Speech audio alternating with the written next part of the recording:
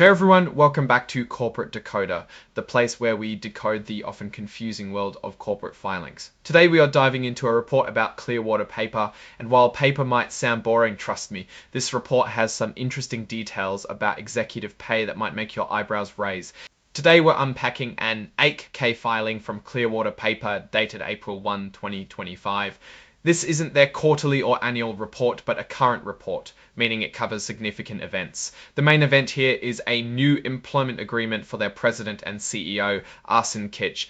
So what's the big deal? Well, these agreements lay out the terms of employment, especially the pay package, and sometimes the exit package if things don't work out. It's always interesting to see how much top executives are making and what kind of safety net they have. Arsen Kitch is continuing as president and CEO. His new employment agreement became effective April 1, 2025. This agreement replaces his old one from April 2020. The agreement is for 1 year, but it automatically extends unless either the company or Mr. Kitch gives notice that they don't want to renew it. He will also continue to be nominated to the board of directors. Basically, they want him around for a while unless someone says otherwise. Let's talk money. Mr. Kitch's base salary remains at $1 million per year. That's before any bonuses or other incentives. It can be adjusted by the compensation committee of the board based on how well he's doing and how the company is performing. He's also eligible for an annual bonus with a target of 100% of his base salary, so potentially another $1 million if he hits all the goals.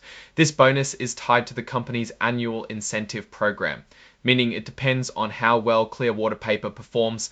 On top of the salary and potential bonus, Mr. Kitch can receive long-term incentive awards with a target value of at least 200% of his base salary. That's another $2 million potentially, bringing his total possible compensation to over $4 million a year. These awards are subject to the board's approval and can be adjusted.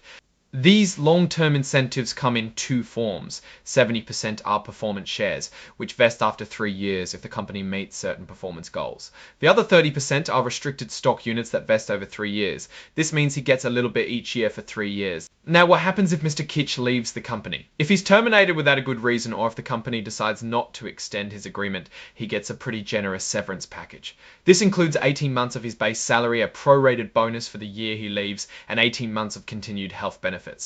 Things get even more interesting if Mr. Kitch leaves in connection with a change of control, like the company being sold. In that case, he gets a bigger severance package. This includes 2.5 times his base salary plus his target bonus, a prorated bonus for the year, and 2.5 years of continued health benefits. One thing he doesn't get is an excise tax gross up.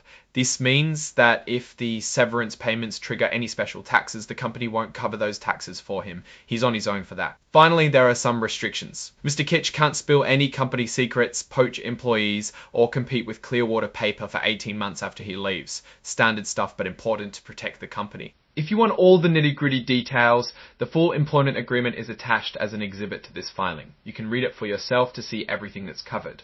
So what does all this mean? Well, it shows that Clearwater paper values its CEO and is willing to pay him well to stick around. The generous severance packages also provide some security and incentivize him to stay, even if the company faces challenges or a potential sale.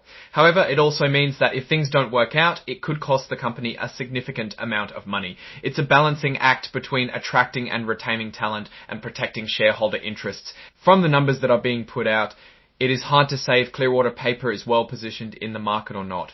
We see that the company is committed to compensating and retaining its CEO. However, the total compensation package, while standard for a company of this size, depends on several factors. One of them being is long-term awards. The vesting of such awards are highly dependent on the company's performance against the benchmark. These conditions are not defined by the reports, therefore it's impossible to assess what would that performance be like or how likely it is to happen. Thanks for watching. If you found this corporate decoding helpful, please hit that like button, leave a comment and subscribe for more insights into the world of corporate filings.